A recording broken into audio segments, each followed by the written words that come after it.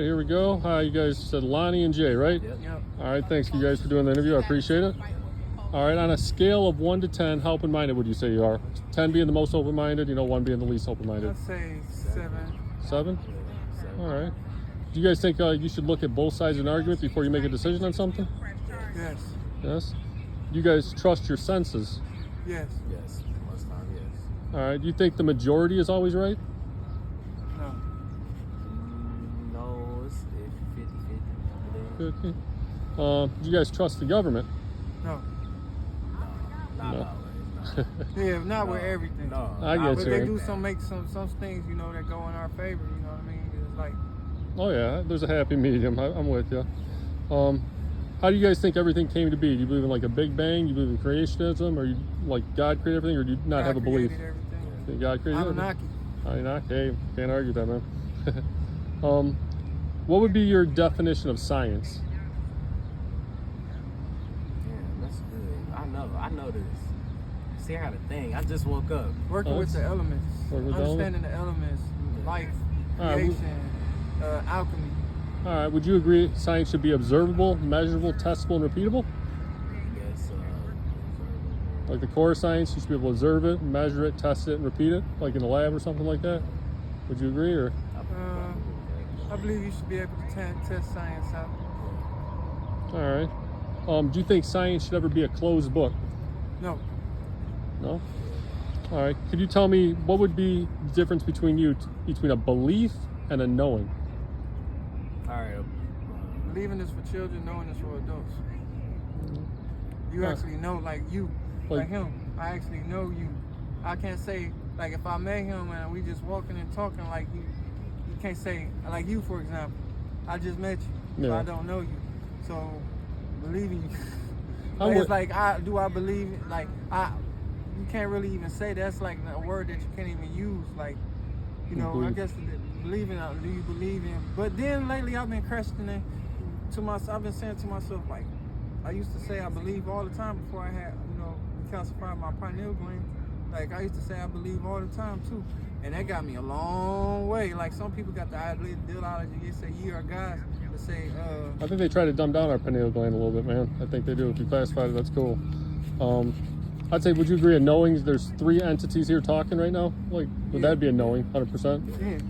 All right. And then a belief, like, I don't know, I want to say like maybe a higher, like, I don't know, some people might think it's a knowing, but a higher power, I would say it's a belief. It could be a strong belief or something like that. Yeah, I believe that. You believe that? All right. All right, here comes the question. I mean, I'd be shocked like we believe on the same thing on this or whatever, but it's been picking up a lot of steam. A lot of people think it's stupid to look at it and do, but I think it's got a lot of valid points, man. So what's your opinion on this? What shape do you think the Earth is? Do you believe it's flat? Do you believe it's without form? Do you believe it's an oblate spheroid? Or do you believe it's a different type of shape?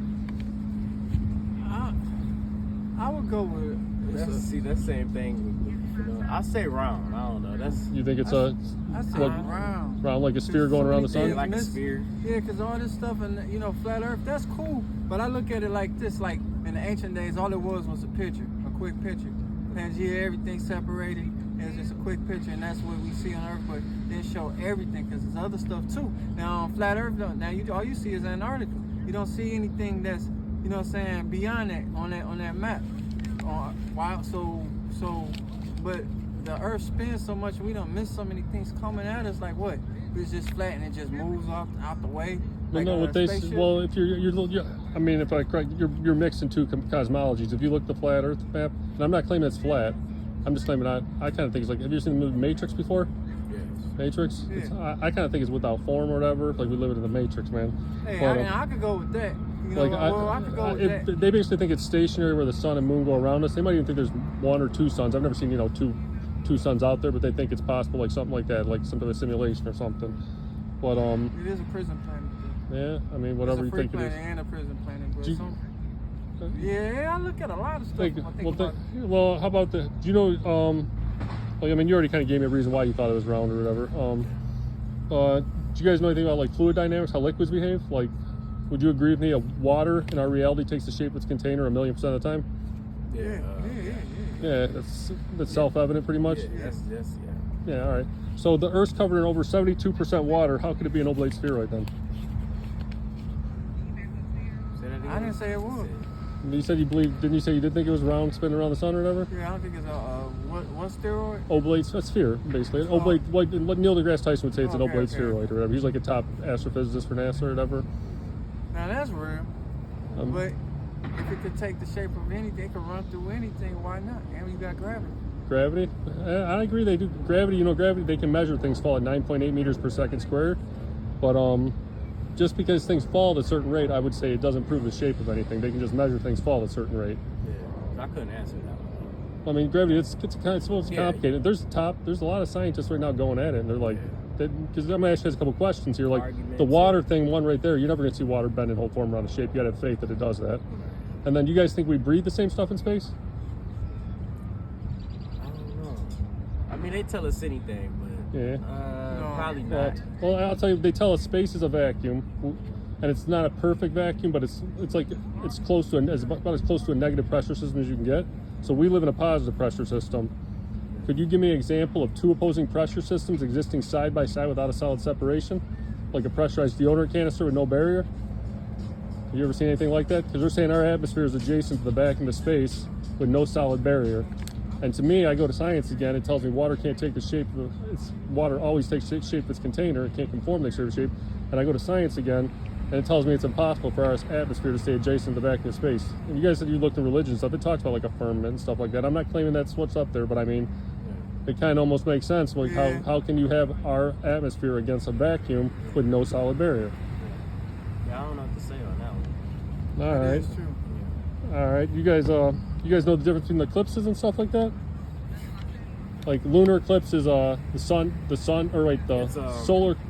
The moon is in front of the sun. For a solar eclipse, that's correct. And then The lunar eclipse is when one of you guys hold both your hands out straight in front of you, or like side to side like that. That's perfect. Let's say the Earth's in between both your hands. The sun's on one side and the moon's on the other.